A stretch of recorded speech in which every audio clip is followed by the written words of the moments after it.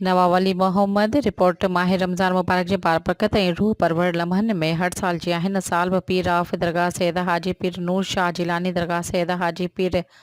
जुड़िल शाह जिलानी जो मुतवली सियासी समाजी अगवान सैयद पीर असद शाह जिलानी जे तरफ़ां हिकु बावकार अफ़्तार पार्टी प्रोग्राम मुनक़िद कई वई, जिते वॾे अंग में रोज़ेदारनि मुसलमाननि शिरकत करे रमज़ान मुबारक जे बरकतुनि मां फैज़ हासिल कयो। अफ़्तार पार्टी जी दावत तक़रीब में सियासी समाजी अगवान सैयद मकबूल शाह लखियारी, ज़मींदार सैयद करम शाह लखियारी, खोसा बरादरी जे मुअज़्ज़िज़ शख़्सियत डॉक्टर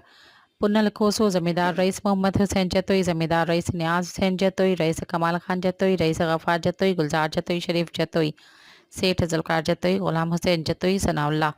महर, ग़ुलाम रसूल महर, दिलदार ज़रदारी, बख्शल जतोई, मुख्तियार जतोई, खुबदार जतोई समेत मुख़्तलिफ़ फ़िक़र सां ताल्लुक़ रखंदड़ माण्हुनि रोज़ेदारनि वॾे अंग में शिरकत कई। मग़रिब जी अज़ान सां गॾु रोज़ेदारनि सुन्नत नबवी सल्लल्लाहु अलैहि वसल्लम ते अमल कंदे गॾिजी अफ़्तार कयो। मज़कूरा बारबरकत अफ़्तार महफ़िल रूहानियत, मोहब्बत ऐं इस्लामी भाईचारे जो ख़ूबसूरत मंज़र पेश कंदे ख़ैर बरकत जी दुआउनि सां इख़्तिताम पज़ीर थी।